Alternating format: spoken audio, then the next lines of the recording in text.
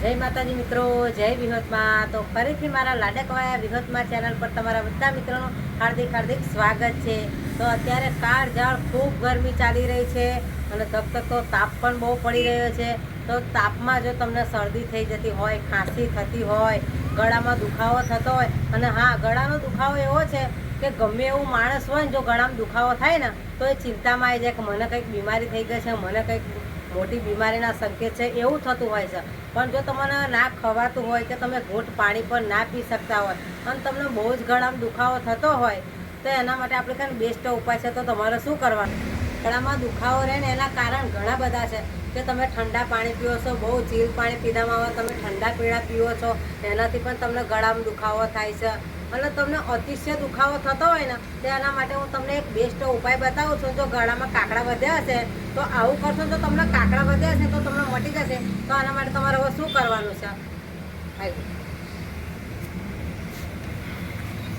આવી રીતે જે કંઈ નાનું હોય કે મોટું હોય એને બેસાડી દેવાનું અને અહીંયા તમે જુઓ કે બરોબર વચ્ચોવચ જ્યાં એને ચોટલી કહી શકે, જ્યાં વચ્ચોવચ તાળું આવે ને અહીંયાથી તમારે આમ ચપૂટી લેવાની અને આવી રીતે આમ કરીને પછી આમ કરીને ખેંચવાની। જો પટ દેખીને બોલશે ને તો તમારા ગળામાં કાકડો હશે, તમારાથી પાણી નહીં પીવાતું હોય, ખવાતું નહીં હોય તો તમને માત્ર 2 સેકન્ડમાં મટી જશે। તમે પાણી પી શકશો, ખાઈ શકશો। અને હા, જો આ ફોડ્યા પછી જો તમને ના મળતું હોય ને તો તમે ડૉક્ટરની સલાહ લઈ શકો છો। તો આવું તમે કરશો ને, જો નાનું બાળક હોય તો તમે એના રાગે રહીને તાળી શકો છો, અને મોટું માણસ હોય તો દિવસમાં તમે 2 વાર આવી રીતે ચોટલી ફોડી શકો છો। જો ચોટલી ફોડશો ને તો ગમે એવો દુખાવો છે તો પણ તમને મટી જશે અને તમારા ગળામાં દુખાવો મટી જશે, ખવાશે, પીવાશે, બધું જ તમને આરામ થઈ જશે। તો તમને આવો દુખાવો થતો હોય ને તો તમે એકવાર ટ્રાય આવો જરૂર કરજો। ને હા, જેના ઘરમાં ઘડિયા હશે ને એમને ખબર જ હશે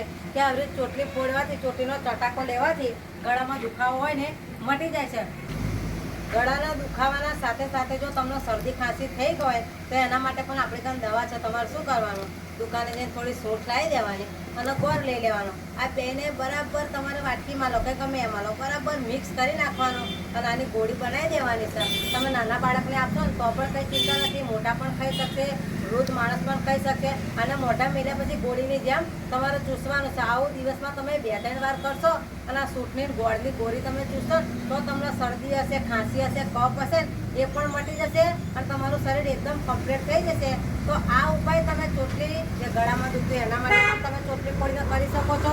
શરદી ખાંસી હોય તો તમે સૂંઠની ગોળની ગોળી પણ ખાઈ શકો છો। તો આવા જ વિડીયો જોવા માટે મારા લાડકવાયા વિહતમાં ચેનલને સબસ્ક્રાઈબ કરજો। ફરીથી મળીશું નવા વિડીયો સાથે, ત્યાં સુધી બધાને જય વિહતમાં।